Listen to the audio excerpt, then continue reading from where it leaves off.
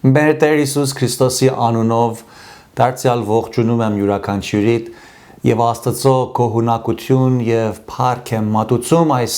հիանալի առիթի համար, որ ունենք դարձյալ իրարու հետ մեր Աստծոին մեր երկրպագությունը եւ գովաբանությունը բարձրացնել, պաշտել նրան եւ նրա խոսքից մեր կյանքերի մեջ ուղղություն եւ դասավանդություն ստանալ։ Ուստի հրավիրում եմ ձեզ Ձեր աստվածաշնչները բանալ ինձ հետ Մատթեոս ավետարանի 19-րդ գլխին, պիտի կարդամ 10-ից մինչև 13-րդ համարները։ Մատթեոս ավետարան գլուխ 19, 10-րդ համարից այսպես ենք կարդում Տիրոջ պատվական խոսքը։ Իր աշակերտները նրան ասեցին. Եթե այդպես է մարդի բանը կնկահետ, լավ չէ ամուսնանալ։ Նա էլ ասեց նրանց. ամենքը չեն տանում այդ բանը, բայց որոնց որ տրված է, որովհետև կան ներքինիներ, որ մոր որովայնից այնպես են ծնվել, եւ կան ներքինիներ, որ մարդկանցից են ներքինացրվել, եւ կան ներքինիներ, որ իրենց ներքինացրին երկնքի արքայության համար։ Ով որ կարող է տանել, թող տանի։ Աղոթենք։ Երկնավոր Հայր, քեզի սրտի խորքից փառք ենք տալիս, շնորհակալություն ենք հայտնում քո հիանալի անձիդ եւ էությունդ համար։ Նաեւ ով Տեր, շնորհակալություն ենք հայտնում քո խոսքիդ համար։ Տեր Հիսուս, շնորհակալ ենք, որ դու աշխարհ եկար եւ մեր նման մեղավորների համար ապրեցիր մեր փոխարեն ուղարար կյանք եւ մեր տեղ քո կյանքը տվիր, զոհեցիր որպես մեղքի պատժահատույց եւ Սուրբ Հոգի Տեր, որ դու մեզ վերստին ծնունդ տվիր, մեզ նորից կյանք տվիր, մեր աչքերը բացիր, մեր հասկացողություն, մեզ կարողություն եւ կամեցողություն տվիր,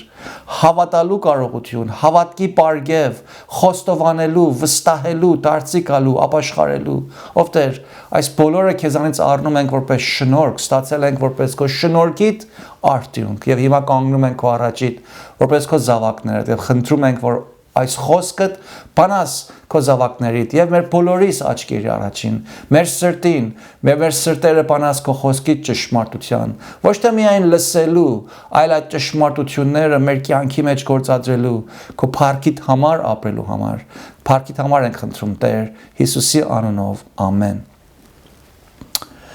Սիրելիներ, հենված Տեր Հիսուսի տված ուսուցման Անցյալ անգամ խոսեցինք ամուսնալուծման մասին եւ Աստվածաշնչի մեջ տեսանք ամուսնալուծման 3 տարբեր պարագաները, ուր Աստվածաշունչը արտոնում է ամուսնությունը լուծված համարել։ Տեսանք, թե ըստ Աստվածաշնչին ամուսնությունը լուծարվում է առաջին անգամ, առաջին պարագայում ամուսնացած զույգի մեկից կամ մյուսի մարմնավոր մահով։ Ապա որպես երկրորդ պարագա ամուսնությունը արտոնված է լուծարվել մի կողակցի անհավատության կամ շնության մեղքի պատճառով։ Նաև որպես երրորդ ամուսնալուծման պարագա արտոնյալ տեսանք, թե Աստվածաշունչը նաև ամուսնալուծումը արտոնում է այն պարագային, երբ կողակիցներից մեկը անհավատ լինելով թողնում ու լքում է հավատացյալ իր կողակցին եւ ընտանիքին։ Այս 3 պարագաներից դուրս Աստվածաշունչը ուրիշ որևէ արտոնյալ պատճառ ու հիմք չի ուսուցանում ամուսնալուծման համար։ Ուստի այս 3 պարագաներից դուրս ամուսնությունը Աստծո առաջին ցկյանս ուխտ է, որի համար Աստված ամուսնացածներից պահանջում է, որ նրանք Աստծո առաջին իրենց մեկզմեկ կատարած ուխտի նկատմամբ իրարու հանդեպ, իրենց ամուսնական ուխտի հանդեպ ցկյանս հավատարիմ գտնվեն եւ որպես ուխտավորներ բոլոր զոհողությամբ այդ ուխտի պահանջքներն ու պարտականությունները լրացնեն։ Այս ուսուցմունքը այն օրերին Հիսուսի օրոք ամեն մի փոքր անհամաձայնության պատճառով իրենց ամուսնությունը մի թղթով լուծարող հрьяաների համար շատ նեղմիտ էր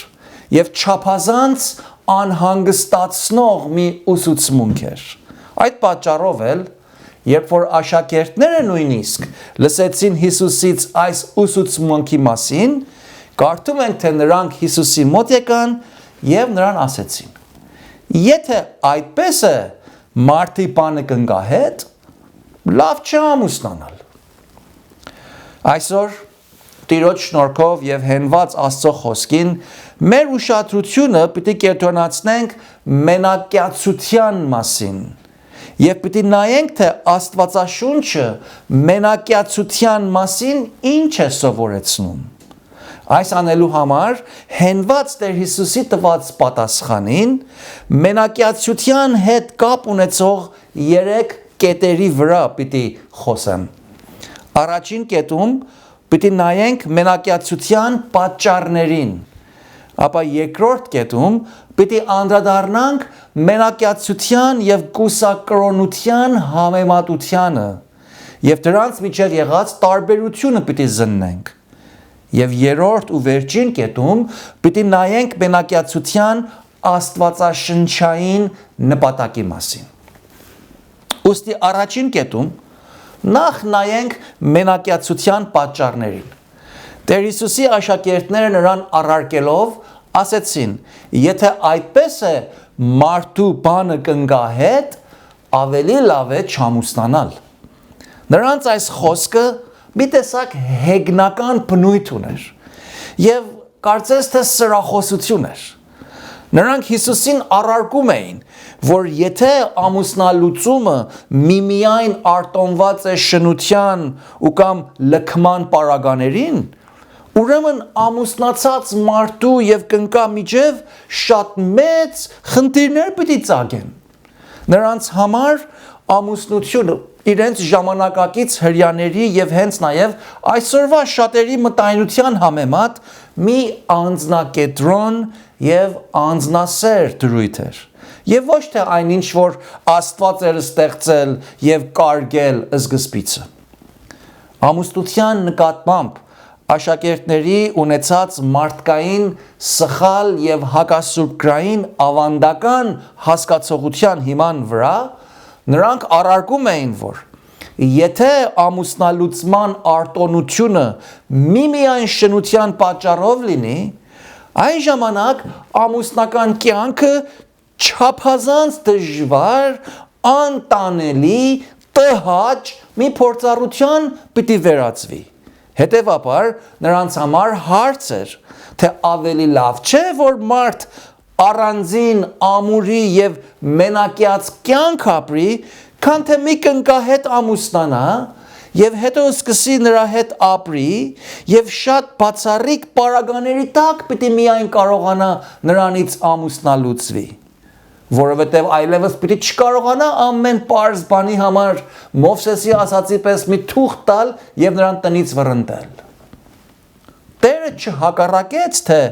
կան պարագաներ, երբ մենակյացությունը ավելի լավ տարբերակն է։ Սակայն նա ամուսնության հանդեպ աշակերտների վատատեսությունը բացարձակապես մերժեց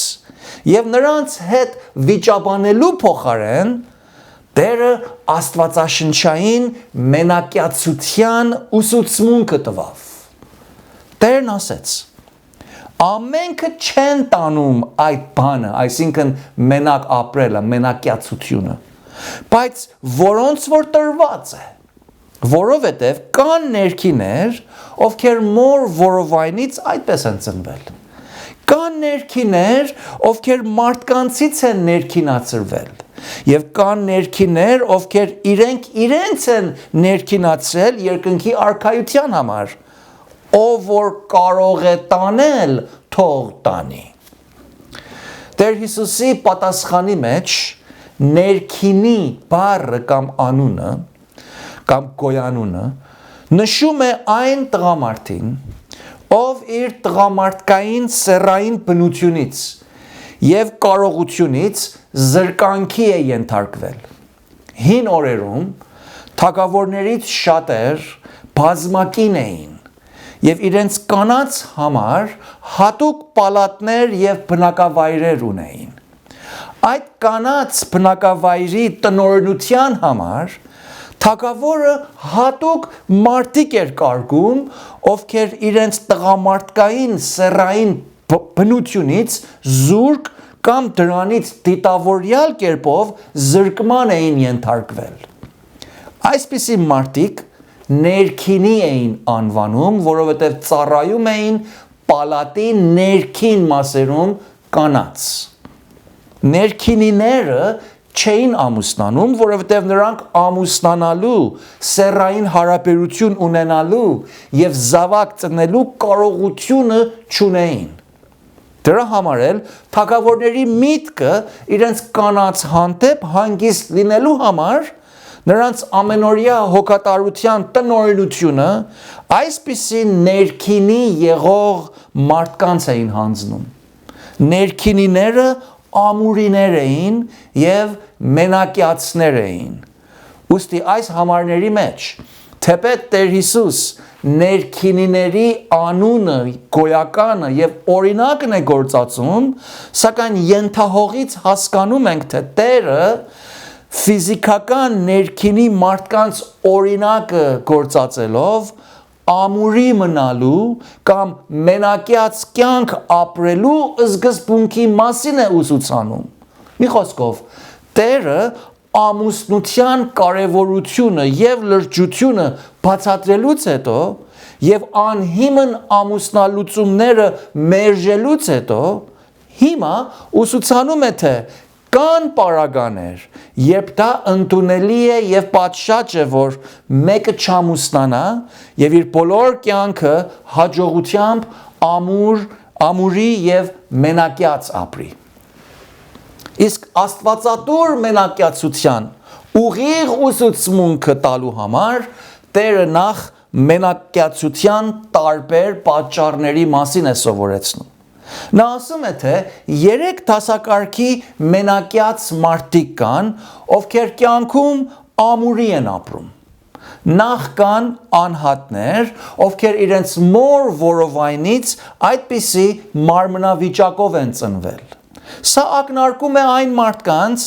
լինեն դրանք տղամարդիկ կամ կանայք, ովքեր ի ծնե իրենց մարմնաբնությամբ physiologically հատուկ մի պարագայի ենթակա են եղել, որը չի թույլատրում նրանց ամուսնանալ։ Թեպետ ամուսնությունը սկզբունքային հիման վրա մարդուս համար Աստծուց կարգված, Աստծուց օրհնված կարգադրություն է, սակայն եւ այնպես այն ամուսնության գոյատևման համար ամուսնացող անհատները որոշ մարմնաբնական եւ առողջապահական նախապայմաններ պետք է լրացնեն։ Առանց այդ պայմաններին ամուսնությունը նրանց համար անհնար կամ նույնիսկ վտանգավոր ու միգուցե նաև վնասակար կարելի է լինել։ Ուստի Տերն ասում է, թե այսպիսի բացառիկ բնածին վիճակով մարդիկ կան, ովքեր կյանքում մենակյաց են ապրում, եւ դա նրանց համար տանելի է, եւ նրանք մենակյաց եւ ամուրի կյանք ապրելու մեջ հաջողվում են, կարողանում են ապրել, որովհետև դրանից ուրիշ տարբերակ չունեն։ Իսկ Տերը նաև ավելացնում է, թե կան ներքինիներ, ովքեր մարդկանց կողմից են ներքինի եղել։ Սա նշանակում է, թե կան մարդիկ, ովքեր դիտավորյալ կերպով, ուրիշ մարդկանց պնդումով,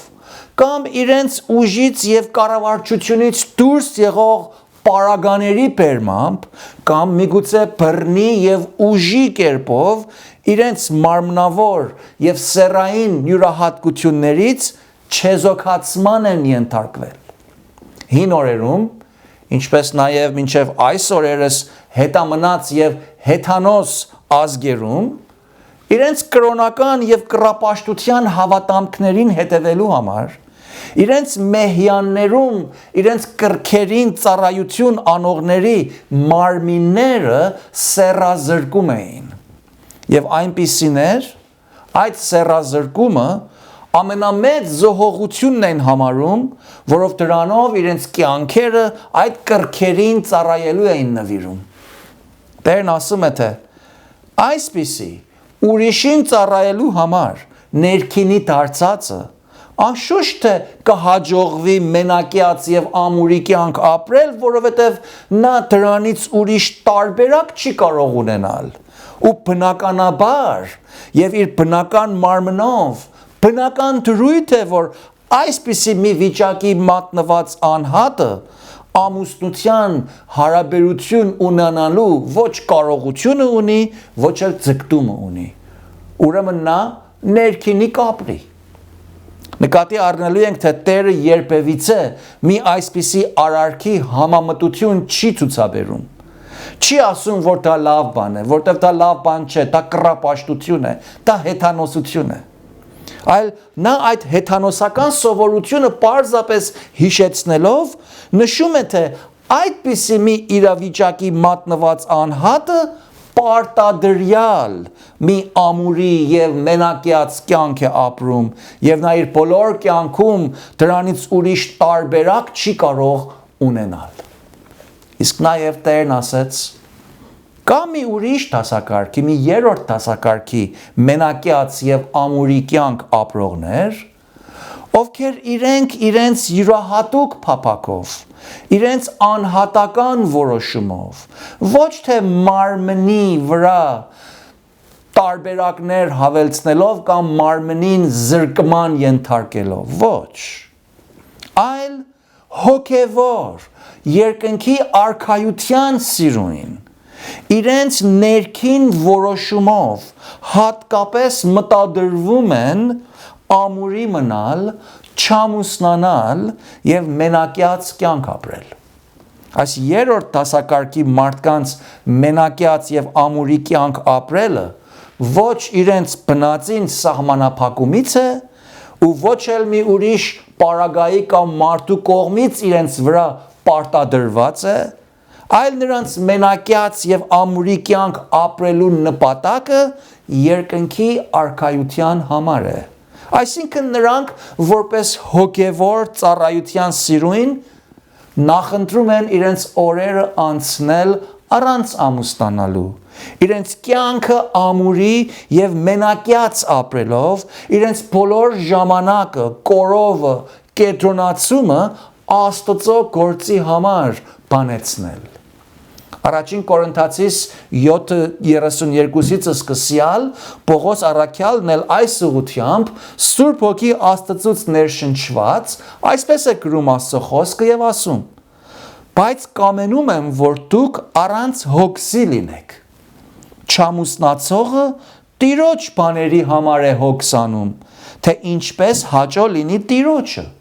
բայց ամուսնացածը աշխարհի բաների համար է հոգսանում, թե ինչպես հաճո լինի կնկան։ Եվ իրարից տարբեր են կինը եւ կույսը, հիմա կանանց պարագային։ Չամուսնացած կույսը կամ աղջիկը Տիրոջ բաների համար է հոգսանում, որ սուրբ լինի մարմնով եւ հոգով, իսկ ամուսնացած կինը աշխարհի բաների համար է հոգսանում, թե ինչպես հաճո լինի մարդին։ Այս համարների մեջ նկատի առնելու ենք, որ առաքյալը մենակյացությունը չի գերադասում ու ոչ էլ ամուսնությունը ստորադասում, այլ միմիայն ամուսնացածների եւ ամուրիների կյանքի առօրյայի կենտրոնացման ժամանակի եւ տվյալների գործածության տարբերություններն է հիշում։ Նա այս տարբերությունը որպես կյանքի մի բնական եւ արտոնյալ իրականություն է նշում։ Նա ասում է, թե դա իրականություն է, որ ամուսնացածներիս համար անհրաժեշտ եւ կարեւոր է, որ մենք մեր կողակիցներին հոգ տանենք, նրանց հաճեցնելու ետևից լինենք, նրանց հետ ժամանակ անցկացնենք, նրանց հոգևոր, զգացական եւ մարմնավոր կարիքները հոգալու համար ճիգ ու ջանք թափենք, աշխատենք, ծախսանենք, ժամանակ հատկացնենք, զողություն հանձնառնենք եւ այլն։ Այսպիսի արարքները սիրելիներ ամուսնացածներիս համար ինքնաբերաբար տեղի չի ունենում, այլ դրանք մեր ժամանակից, մեր ուժից, մեր կորովից, մեր ունեցվածքից եւ մեր հանգստից եւ մտադրություններից եւ ունեցվածքից սպառումներ են պահանջում։ Սակայն ամուրի եւ մենակյաց անհատը, որ կողակից չունի,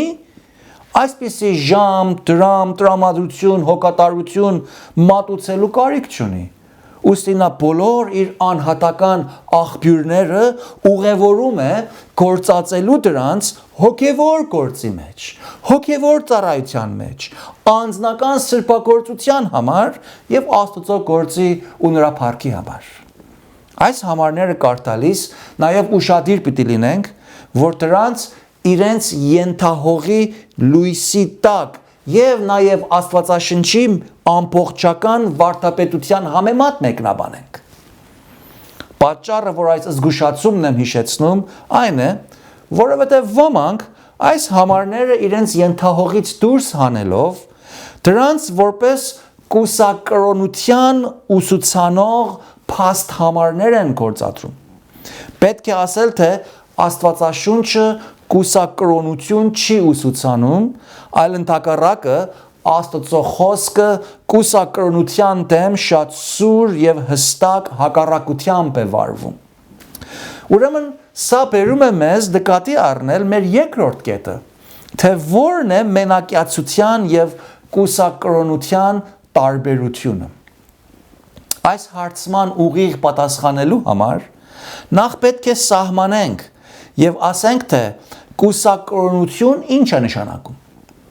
Կուսակրոնությունը այն վարդապետությունն ու ուսուցմունքն է, որ սովորեցնում եւ պարտադրում է, որ եկեղեցական բարձրաստիճան պաշտոնյաները, ընդհանրապես քահանաներից ավելի բարձր պաշտոն ստանձնող հոգևորականները, չամուսնանան, ամուսնանալուց արգելվում են պարտադրաբար։ Եվ նրանք այդ պաշտոնի մեջ շարունակելու համար պարտադրյալ կերպով նախապայման է նրանց, որպեսզի նրանք ամուրի մնան, մենակյաց դառնան եւ կուսակրոն կյանք ապրեն։ Կուսակրոնականներ պնդում են, թե նրանք իրենց ազատ կամքով են որոշում մենակյաց կյանք ապրել, ու նրանք այդ որոշումը Աստծուն ծառայելու եւ Աստծո եկեղեցու մեջ պաշտոնավարելու նպատակով են կայացնում։ Հիմա պետք է ասել, թե այդպիսի անհատական որոշման դեմ որևէ առարկություն չկա, դա պատվարժան որոշում է։ Եվ Տեր Հիսուս ինքը բացատրեց այն երրորդ դասակարգի ներքինիների օրինակը տալով, դա այն երրորդ դասակարգի ներքինիների պատկանող կարգավիճակին պատկանող անձերն են, որոնք Աստծուց շնորհված, Աստծուց տրված մի պարգև ունեն եւ անհատապես որոշում են չամուսնանալ եւ Աստծուն ծառայել։ Դա օրհնյալ է, դա ընդունելի է, դա աստվածաշնչային է։ Սակայն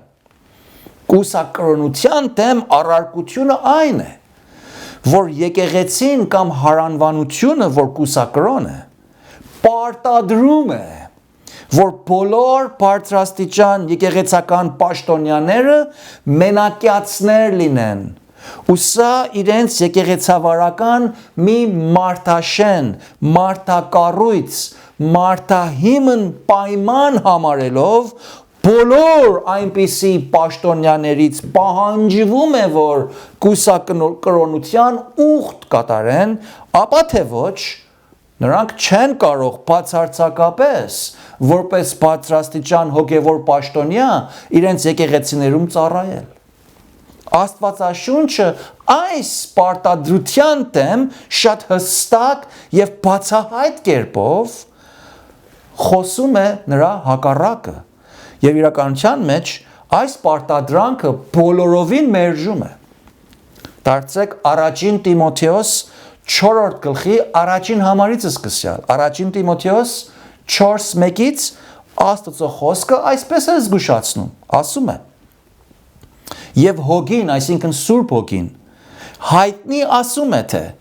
հետին ժամանակներումը ոմանք հավատքիցը կհեռանան եւ մտիկ կտան մոլար ոգիների եւ դևերի վարդապետություններին, ստախոսների կեղծավորությամբ, որոնց խղճմտանքը խանձված է կամ այրված է։ Ինչպիսին են սրանք, որ ամուսնանալուց կարգիլեն, կհրաժարվեն կերակուրներից, որ Աստված ստեղծեց հավատացյալների և ճշմարտությունը ճանաչողների համար, որ գոհությամբ վայել են։ Նաև Աստվածաշունչը նույն նամակի, այսինքն 2 Տիմոթեոս 3 գլխի 1 համարից ուսուցանում է եկեղեցվո բարձրագույն ծառա եպիսկոպոսի մասին և այսպես է ասում 2 Տիմոթեոս 3:1 Ճշմարիտ է այս խոսքը, եթե մեկը եպիսկոպոսության է ցանկանում, բարի գործի է ցանկանում, բայց եպիսկոպոսին պետք է անարատ լինել մեկ կնկա մարդ, զգաստ, խոհեմ, պարկեշտ, հյուրասեր, սովորեցնելու հարմար և հետո շարունակում է նրա բոլոր որակավորումները։ Ուստի, այս համարների հիման վրա նախ տեսնում ենք, թե ամուսնանալուց արգիլելը ոչ թե աստվածային չի, այլ Աստծո խոսքն ասում է, թե դիվային է, սատանայական ուսուցմունք է։ Ինչու՞։ Որովհետև սատանան Աստծո և Աստծո բոլոր արարքներին հակառակում է։ Ու որովհետև ամուսնությունը, ընտանիքի բուն գաղափարը, ստեղծագործությունը, բուն գոյությունը անգամ Աստծո ստեղծածն է, Աստծո կարգած դրույթն ու կարգավիճակն է, հետևաբար չարը ամեն ջանք թափում է, որ ամուսնությունը քարուքանդանի, ամուսնանալուց արգիլի և ամուսնությունը արժեքազրկի ու Աստծո կարգած այս հիանալի դրույթը ոտնակոխ անելով Աստծո թե արարքը և թե նրա անձը խայտառականի։ Ապա նաև տեսնում ենք, թե Աստվածաշունչը սովորեցնում է, որ եպիսկոպոսին պետք է մեկ կնկա մարդ լինել։ Եպիսկոպոս լատին կամ հունարեն բնագրով բարդ բառ է, երկու բառերից է կազմված՝ էփի և սկոպոս։ Էփի նշանակում է շրջակայք, նշանակում է բոլոր տարածք, ամբողջ դրություն, ամբողջ տեղ, իսկ սկոպ նշանակում է նայել, տեսնել, դիտել, աչքի տակ պահել,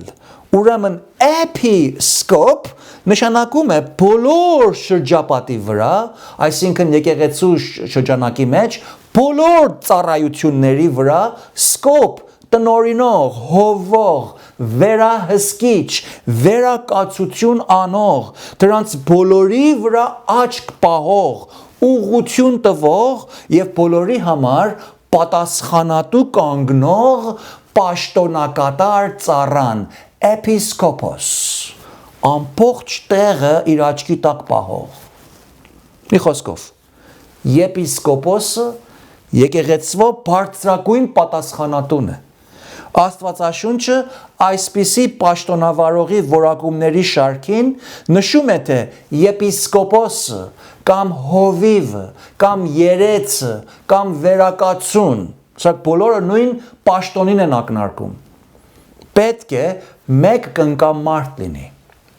Թեպետ այս որակումը իր բնագրի մեջ ամուրի և չամուսնացածին եպիսկոպոսությունից չի արգիլում, սակայն դա պահանջում է, որ եպիսկոպոսը ամուսնացած լինելու պարագային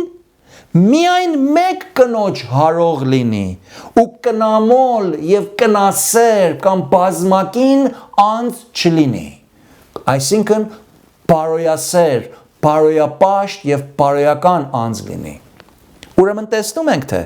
Աստվածաշունչը եպիսկոպոսին ամուսնացած լինելու որակավորումն է տալիս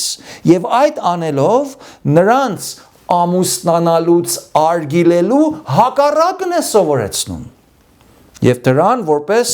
աստվածատուր մենակյացություն չի համարում։ Ուրեմն այն կուսակրոնությունը, այն եկեղեցիները, որոնք պնդում են, թե եպիսկոպոսները կամ քահանաներից ավելի բարձր պաշտոնյաները պարտադրյալ պետք է մենակյաց լինել, Աստծո խոսքի հակառակ մենակյացություն են սովորեցնում։ Դա կուսակրոնություն է, որը Աստվածաշունչը դրան մերժում է։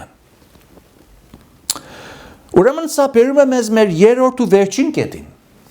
Նայելու թե Աստվածատուր մենակյացությունը ինչ բան է։ Իրապես Աստծուց ստացած պարգև է։ Նկատի առնենք, թե Տեր Հիսուսի ասած խոսքը, երբ նա մենակյացության ակնարկելով ասեց. ամենքը չեն տանում այն բանը, բայց որոնց որ տրված է։ Տրված բառի գործածությամբ Տերը ուզեց նշել, թե այն մենակյացությունը, որով անհատը որոշում է տալիս չամուսնանալ, այլ իր կյանքի բոլոր ժամանակն ու տվյալները միմիայն Աստծո գործի համար տրամադրել, այդ մի մեծ զոհողություն է։ Եվ այդ զոհողությունը ամեն մարդ չի կարող կատարել։ Այդպիսի մենակյացությունը Աստծուց ստացած մի շնորհք է, Աստծուց տրված մի պարգև է, եւ մեկը այդպիսի պարգև է ստացել Աստծուց, եւ այդ պարգևը իր կյանքում գործ է ածում,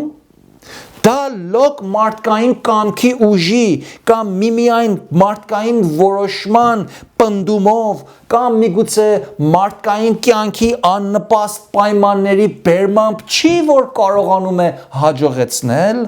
այլ դա մեծ զոհողություն լինելով հանդերձ,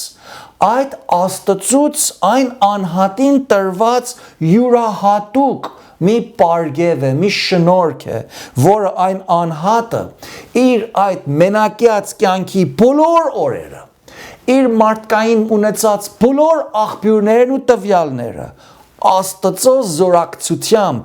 աստվածային գոտևորմամբ, Աստծո մխիթարությամբ, Աստծուց առաջնորդված Աստծո փառքի համար է ապրում ու դրանց ծառայեցնում։ Տանել այս համարի մեջ, ինչ որ Տերը գործածեց, տանել բայը նշանակում է կրել, դիմանալ, հանդուրժել, հաշտվել, տեղի տալ, ընդգրկել։ Բնակիր հունարենով տանել բառը նշանակում է լիովին ընկալել, ներս առնել, բոլոր սրտով եւ մտքով մի զգսպունքի հետ բնության պես ընտելանալ, այնպես որ այդ զգսպունքը այդ ընկալողի համար մի բնական դրույթ է դառնում։ Ուստի Տիրոջ տված պատասխանից արդեն իսկ հայտնի է, թե այդպիսի մենակյացությունը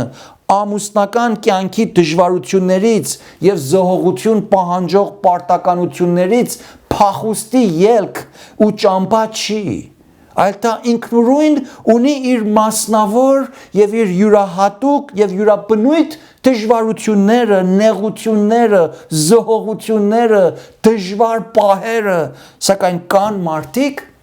ովքեր կարող են այդպիսի աստվածաշնոր մենակյացությունը տանել, կրել, դիմանալ, դրա հետ ընտելանալ, այդ մենակյացությունը որպես բնական կյանքի ընթացք ընդգրկել եւ դրան իրենց կյանքի ընթացք որդեգրել եւ դրա հետ կատարյալ խաղաղությամբ ապրել։ Սա միմիայն Աստծուց ստացած մենակյացության պարգևի շնորհիվ է կարելի, որովհետև սա մարդկային բնական իղձերի, փափակների եւ ցանկությունների հակադրող մի իրավիճակ է։ Այսպիսի պարգևատրված անհատը իր մենակյաց կյանքում Աստծուց հատուկ օծություն եւ զորակցություն է ստանում եւ իր մարդկային տկարությունների ընթացքում եւ իր մենակյացության դժվար եւ նեղ պահերին նա Աստծո խոսքին եւ նրա Սուրբ Հոգու իր մեջ ներբնակ զորության վստահելով կարողանում է իր դեմ բարձրացած փորձանքներին հաղթահարել, նեղություններին եւ առանձնության մենակ պահերին մխիթարվել, խաղաղություն գտնել, մենակյացության բոլոր դժվարություններով հանդերձ Աստծուց այս պարգև ստացողը Աստծո օգնությամբ Աստծուց այնպիսի օրհնություններ է վայելում, որ նա երբեք չէր կարող վայելել դրանից ուրիշ որևէ բան անելով։ Նա նաև գիտակցում է, թե իր կյանքով նա Աստծո արքայության համար է ծառայում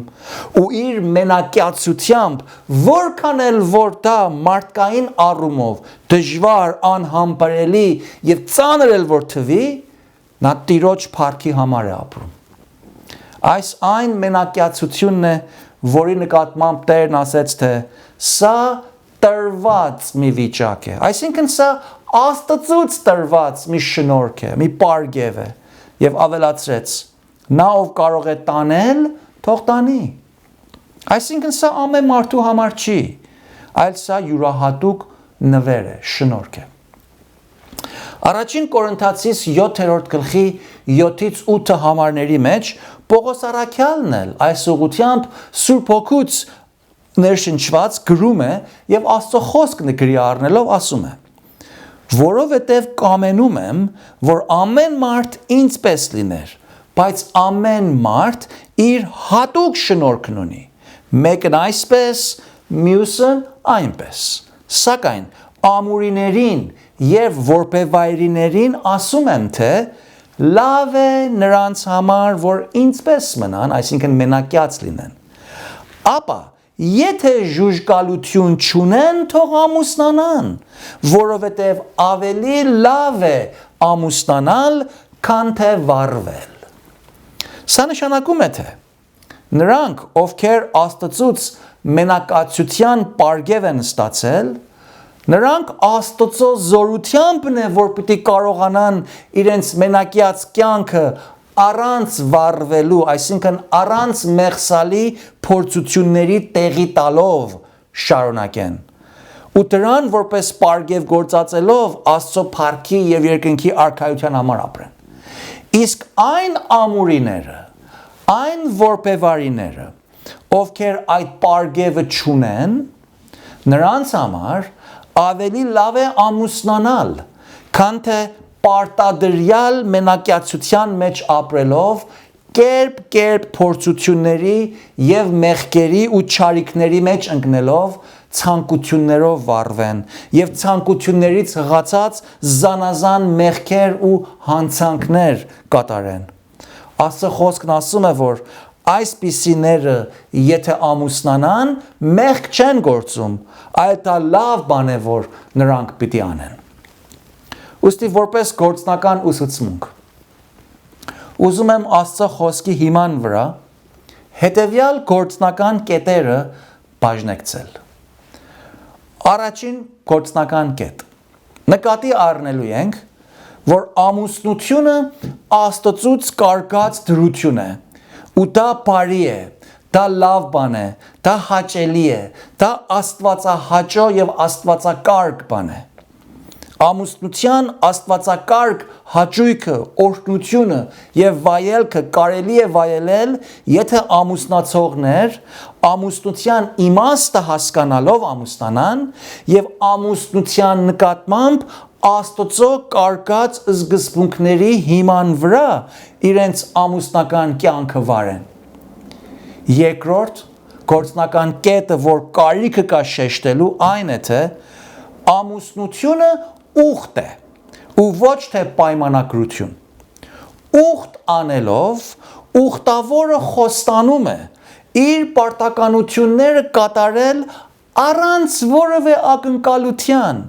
առանց որևէ ուրիշ նախապայմանի ու անկախ թե իր կողակիցը պիտի կատարի կամ թե պիտի կարողանա կատարել իր ստանձնած պարտականությունները, ինքը կատարում է իր պարտականությունները 100%։ Եվ այսպիսի մի ուխտ է կնքվում երկու ուխտավորների միջև, եւ երկուսը իրարու հանդեպ այդ աննախապայման ուխտի համեմատ են վարվում։ Երկուսն էլ կատարում են իրենց 100%-ը առանց մյուսի կարողության կամ կատարման ենթակա կամ կախյալ լինելուց։ Այդ ուխտը պահողները այդպիսի հավատարմությամբ վայելում են այդ ուխտի օրհնությունը եւ այդ ուխտը խախտողները մյուս ձեռքի վրա մատնվում են այդ ուխտաբեկման ցավալի, տանջալի եւ վշտալի հետևանքներին։ Երրորդ կետը, որ ուզում եմ նշել, գործնական այս է։ Ամուսնանալու պարագային Աստվածաշունչը սովորեցնում է, որ հավատացյալները հավատացյալների հետ ամուսնանալու են ու անհավատների հետ խառն լծակցություն անելու չեն։ Երկրորդ Կորինթացիս 6:14-ի մեջ Աստծո խոսքը հրամայում է եւ ասում. Անհավատների հետ այլախառն լծակից մի լինեք, որովհետև ինչ մասնակցություն ունի ուղարարությունը աներնության հետ եւ ինչ հաղորդություն ունի լույսը խավարի հետ եւ ինչ միապանություն ունի Քրիստոսը Բելիարի հետ կամ ինչ բաժին ունի հավատացյալը անհավատի հետ, ինչ համաձայնություն ունի Աստծո տաճարը կրքերի հետ, որովհետև դուք Աստծո տաճարն եք։ Ուստի ամուրիներին եւ ամուսնանալ փափակողներին, մանավանդ հավատացյալ ամուսնացած լինել փափակողներին, Աստծո խոսքը պատվիրում է անհավատների հետ ամուսնանալուց հեռու մնան եւ եթե պիտի ամուսնանան, հավատացյալի հետ ամուսնանան։ Չորրորդ գործնական կետ։ Աստվածաշնչային մենակյացությունը հատուկ աստվածատուր պարգև է եւ դա ոչ ամենին է տրվում։ Իսկ եթե մեկն այդ պարգևը ստացել է, այնպիսին իր կյանքը Տիրոջ համար ապրելու է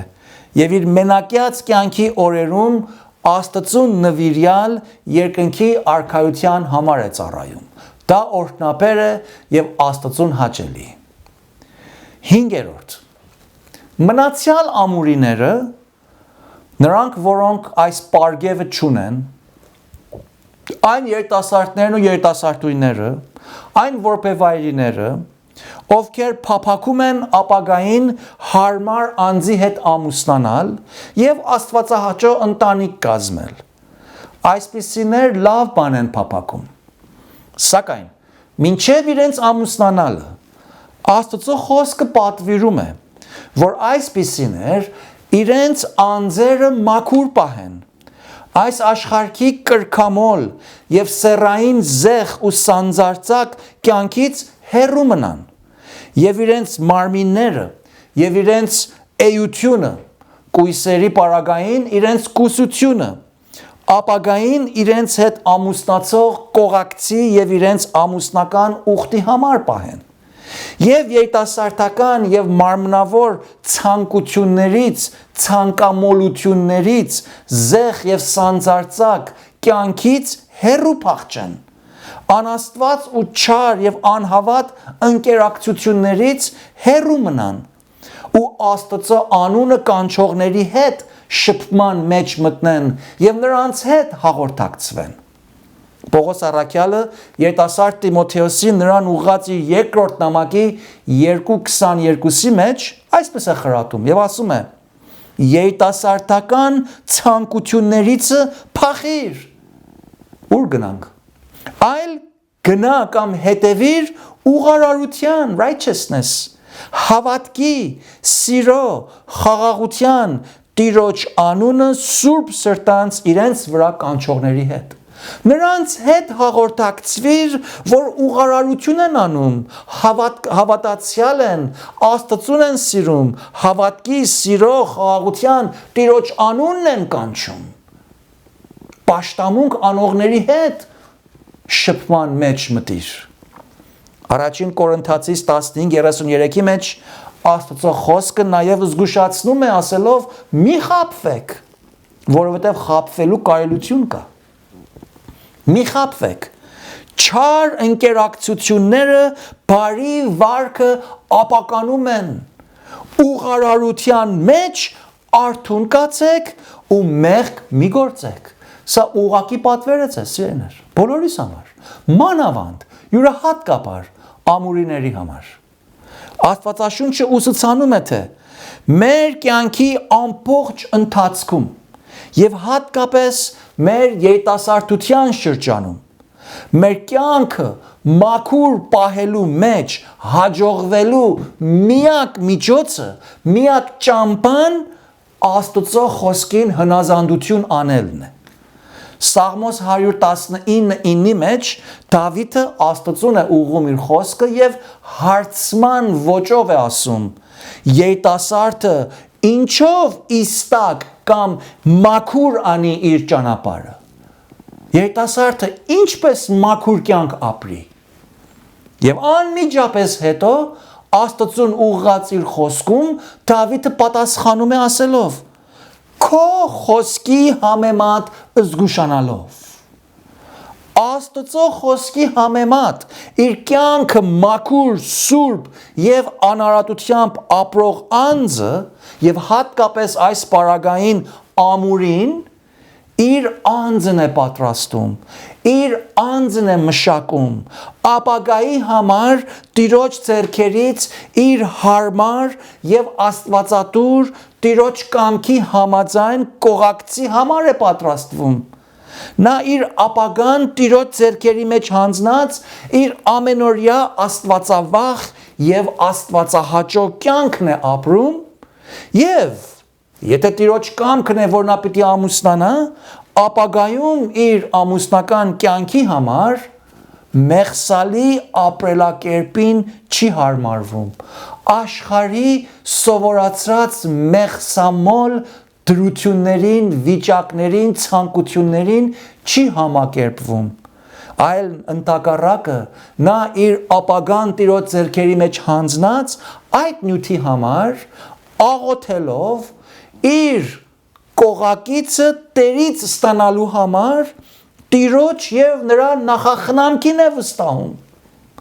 Նա իր ընկերային շրջանակը հավատացյալների մեջ է հիմնում։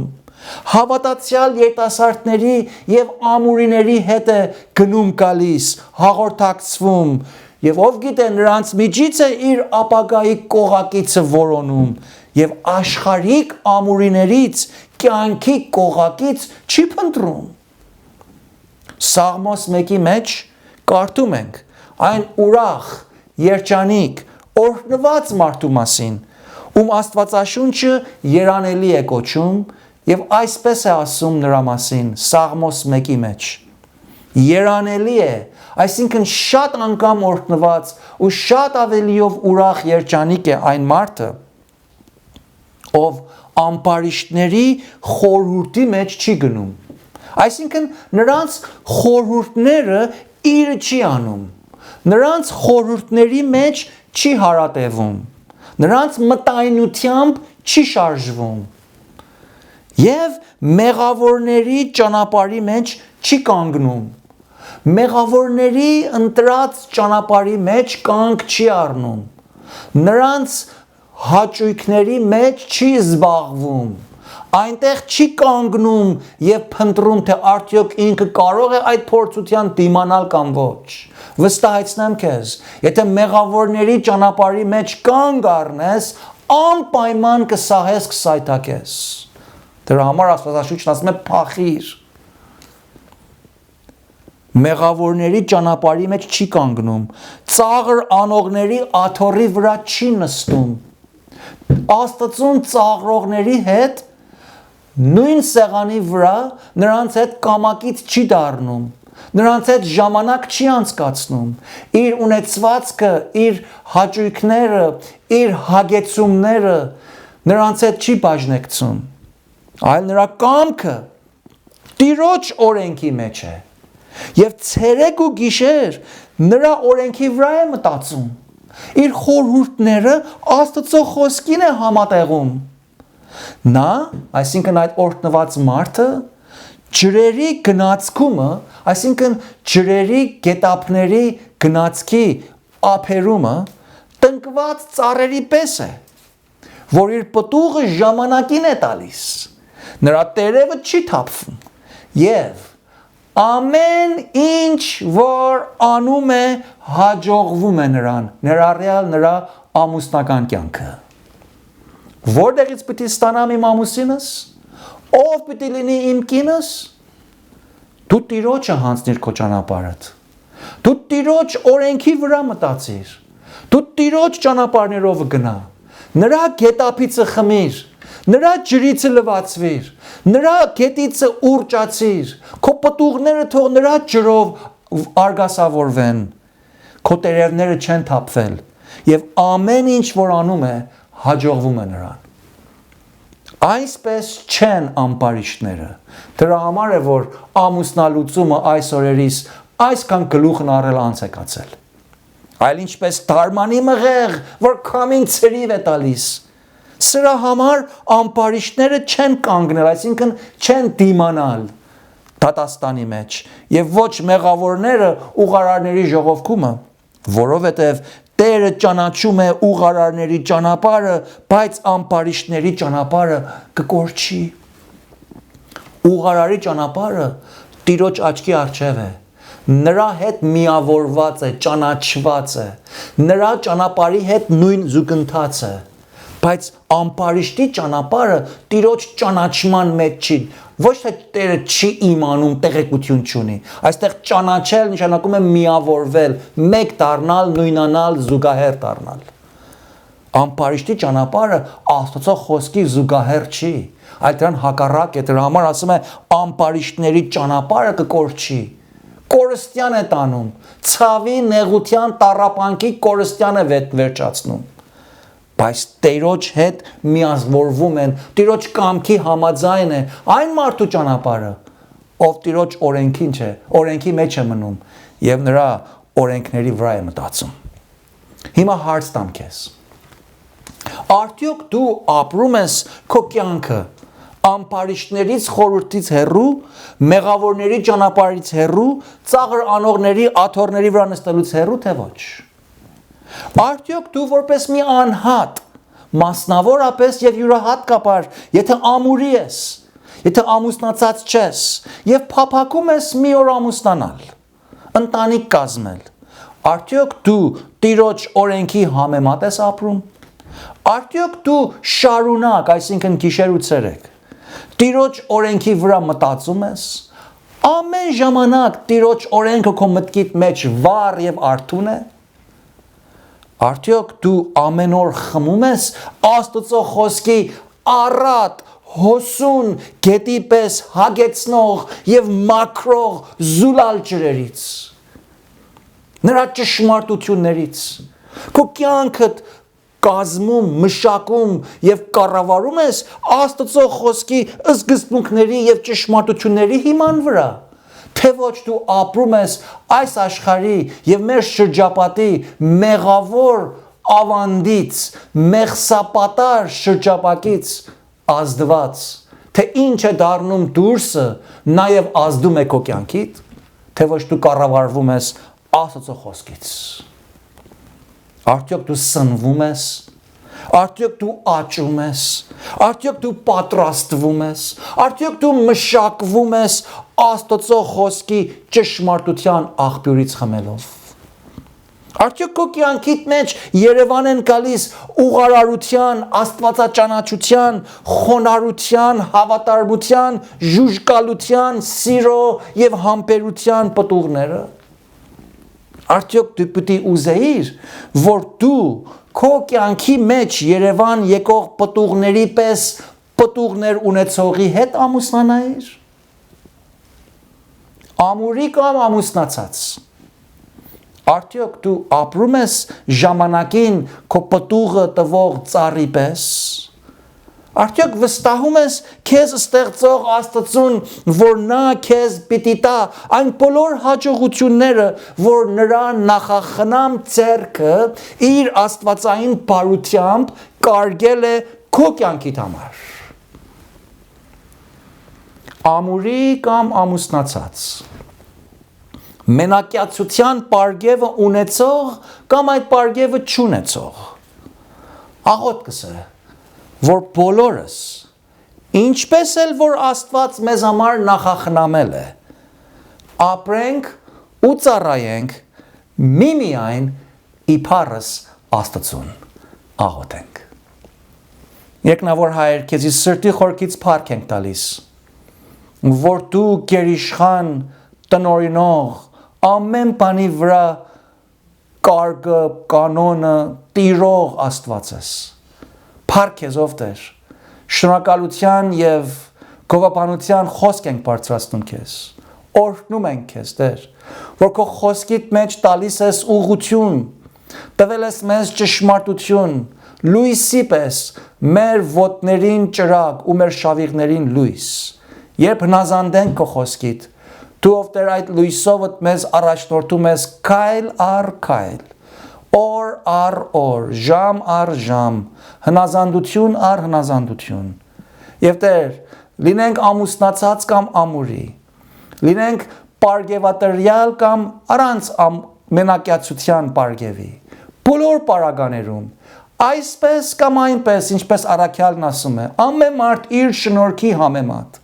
Տեր, մենք կախյալ ենք քո ձեռքերիցդ, մենք հենվում ենք քո նախախնամությանդ, մենք հագեցող ենք Տեր, այնինչ որ դու մեզ համար պատրաստել ես, տուր մեզ սրտեր ընդունելու եւ այդ քո կամքդ մեր կյանքերի մեջ գործադրելու հաճելի սրտեր, քեզ հաճեցնող կյանք եւ քեզ փառավորող կյանք քո փառքիդ համար։ Օրհնես խոսքդ յուրաքանչյուրիս համար։ Օրհնես բոլորիս ով Տեր, ամուսնացածներին եւ ամուրիներին։ Նրանք, որոնք պարգև ունեն մենակյաց լինելու եւ նրանք էլ, որով Տեր ծրագրում են մի օր ամուսնանալ։ Տեր, դու առաջնորդ ես։ Դու տաս այնպիսին, ինչպես տալիս ես այն գետերի ափերին տնկված ծառերին, պտուղներ եւ այն կանաչ տերևներ, եւ ինչ էլ որ անենք, քո փառքիդ համար լինի։ Հաջողությունը, բոլոր հաջողություններն ու երանությունները գործածվեն միմիայն քո փառքդ պատմելու։ Տեր Հիսուսի անունով ենք խնդրում։ Ամեն։